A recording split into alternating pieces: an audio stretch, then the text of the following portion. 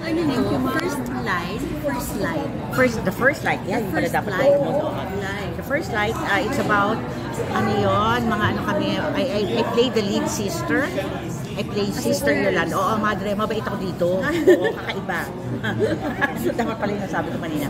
No, I play the lead sister na parang, the first light talks about yung ano, how religion is being used by the state to control a country or to control a set of people.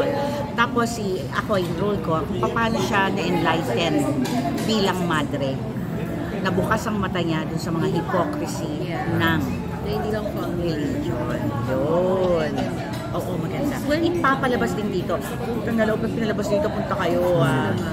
Ipapalabas din sometime this year, siguro towards the end of the year. Hindi ko alam kung sa Q Cinema or Cinemalaya. But it's magandang film.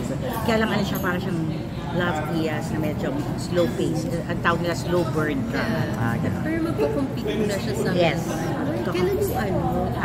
Sa August 10, ang world premiere. I'm leaving on August 8. Yun po. Ay, wow. Ay, malapit na pala. Week na lang Oo, pa-picture ako. Tapos ano, ano yun? Oo naman. Siguro ako dahil. Ako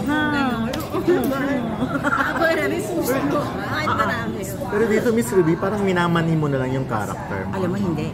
Kasi parang pag pinapanood ka, wala nang effortless sa lahat eh. Hindi. Yun nga ang mahirap dyan dito sa role. Akala rin mo direct. Yung di ba masaya ka, tapos bigla kang, alam mo, meron ka pala. Alam mo, kasi yun ang mahirap. At saka yun yung parang it would look like it's so natural. Yun ang ini-aim ko ngayon itong last phase ng acting. Kasi kailan naman, siguro, given another 20 years, sobrang optimistic na nakaka-arte pa ako. Gusto ko yung parang na lang, yung parang kala mo hindi umaarte. Yun naman talaga goal ng lahat ng artista Pero parang ganun na yung salamat ko na yung pag-rehistro kanina sa pinapanood. Tsaka sa mga ibang project Although naiiba mo yung character, pero minamani mo na lang. Hindi, parang ganun po yung gusto kong trademark na yung gusto ko yung nakaka-relate yung kahit na nagtitinda siya ng yung gano'n. Kagaya dyan, character ko, nag-uukay-ukay, important ako. Yun, I want those people to relate with me. Dahil doon naman ako talaga din galing. Dati puro ukay-ukay lang ang suot ko. So, carry mo pag mag-bold, Miss Ruby, maraming gusto mo? Hindi na. Hindi parang ganun kang klaseng artista, wala kang tinatanggihan, wala kang... Hindi, ako ngayon, lalo na, because I've never been so confident about myself. And when I say myself, my tool as an actor, including my body. Of course, hindi naman ako yung gano'n. Iba naman kasi yun. Pero yung mga parang I've gotten to that point na wala na ako yung naiiyak. And of course, siyempre, yung maganda yung role, hindi naman yung lumabas na ako ng Viva Max, di ba? O pinaligo nila ako, niloloko ko pa nga. Ano nga pala? Left one or right one ang i-expose ko. Baka daw magalit si Boss Pico. So yung kanina na-mention nyo yung tatlong medyo batang actor. No, I really admire Gusto mo talaga sila? Dennis, Piolo, and Joshua pa, may iba si John Lloyd. John Lloyd pa. Ako nga feeling ko baka babanggitin mo kanina nakalimutan ko lang siya, pero gusto ko siya makatrabaho. So John Lloyd. John Lloyd is another Why one. John Lloyd po dahil? I've always admired his acting. Parang gusto ko siyang makasabayan. Yung kahit na mag-serve lang ako ng kape doon, alam mo yung gano'n. Kasi ako, wala akong minamaliit na roles Kaya basta kasali ko doon sa eksena, bye-bye! I take part in it. I really, I take it seriously. So hindi mo pa siya nakakasama? Hindi pa. Okay. So, pero yung tatlong na-mention mo, nakasama mo siya? Joshua pala. Sa The Greatest Love. Pero sa pelikula, hindi pa. So, saka hindi pa ngayon sikat na siya. Nakatrabaho pa siya, nagsisimula pa lang. So si Piolo rin. Piolo, parang hindi, nakasama ko sa The Kingdom, pero short time. Ang dami kasing project. Kingdom, yung Yes. So yun nga, open ka for any sa kanilang apat na ngayon, di ba? Kanina tatlo lang.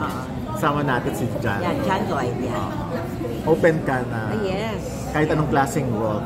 Given the chance, anong role ko sana? Hindi ko alam, hindi ako now I could not think kung pero... kahit sabi mo nga with John Lloyd. Basta magandang kwento. Gusto ko rin makatrabaho si Love Diaz. Yung mga Yes. ganun. Hindi pa ako naglalawtiyan. So, mga 8 hours meal. Hindi daw, 4 na lang ngayon. 50% discount. Ayan, okay. Thank you. Maraming salamat Maraming sa inyo. salamat. Malayo po yung kung ikukumpara.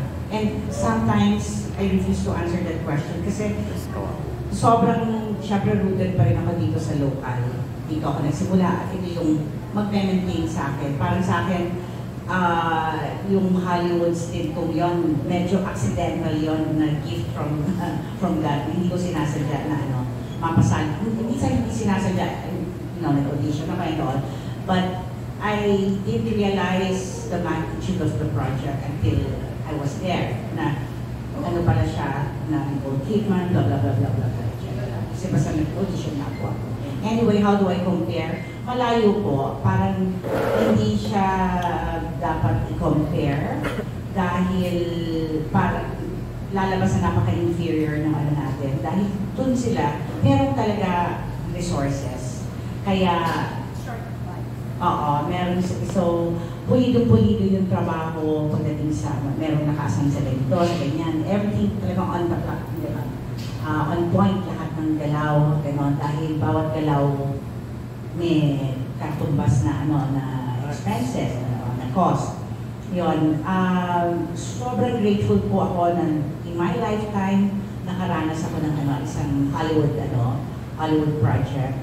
And ang masasabi ko, yung galing po natin sa pag-arte, yun ang pwede natin ilaban talaga. I mean, hindi ko po sinasabi na parang pinubukan ko po sarili ko, hindi po. Parang sa nakita ko po, sa pag-observe, hindi po. Sa pag-observe ko doon, yung mga co-actors ko, parang workshop na naman yun. Ganon. Pero sarili ko lang, kaya-kaya naman, ganon. Parang, hindi, totoo po. With much less budget. Opo. Pero, sila, ang difference siguro na sa actors, doon, yung attitude nila, because to them, yun lang yung trabaho nila eh. That you come on set na wala kang ibang iintindihan dahil lahat nakahanda. Sa trailer mo nakahanda yung pati chinelas na isusot mo for the trailer, gano'n, kung ano yung costumes, etc. etc. You have nothing to worry about except to act. So pag hindi ka pang manhanda doon, medyo mahiya ka naman siguro sa buto mo, di ba? Pero yun nga po, uwi ko, yung sa galing, parang yun ang pwede natin ilaban. Kasi in terms of yung sa pag-produce and the way we run our productions, although ang dami na ngayon because of the Eddie Garcia law and everything, mas conscious na po tayo na parang mas inaayos yung pagmamalakad ng pag-shooting, pag-taping. Pero dahil nga po, kung ikukumpara again with Hollywood or international, medyo salat tayo sa budget eh. Hindi ganun ka parang we don't have the luxury of yung budget for each and every department, gano'n. And yet, meron din po ako nasalinan ng mga, hindi naman Hollywood, pero international. Mahusay po tayo kahit sa pamamalakad. So, minsan ayoko yung ganung label. Pero kung Hollywood, grabe talaga. Sa mga sasakyan na bawat artista, pinitigisan service. Ganun po. Tapos yung minsan nakialam ako na, may co-actor this there, right? Huwag ganun, huwag ka masyadong nagmamagod. Kasi bawat talaga. Kaya bawal manifest doon. Kasi wala kang kachiba sa sa service. Dahil mag-isa ka lang. Wala. Oo. Ganon. Yun po. Since nag-international na kayo, buti yung TF po hindi nag-increase. Nag-increase po. Ina-announce ko sa lahat ng mga producers. Nagkaroon mo ng level up ng konti.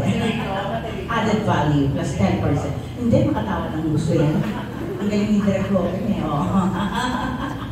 Salamat po. Maraming salamat. Outside the Familia is worth watching. Malapit na po ipalabas sa August 27. At ako niling ko, aside from the theater runs, sana magkaroon din ng platform for streaming. Black streaming sa No, not The just streaming black platform. Streaming. Streaming. Could be Netflix, HBO, kasi parang na-imagine ko, ang sarap din niyang panoorin sa bahay, alam mo yung gano'n. So, yun ang willing wish ko rin for outside the family. Maraming salamat po sa pagpunta niyo. Basta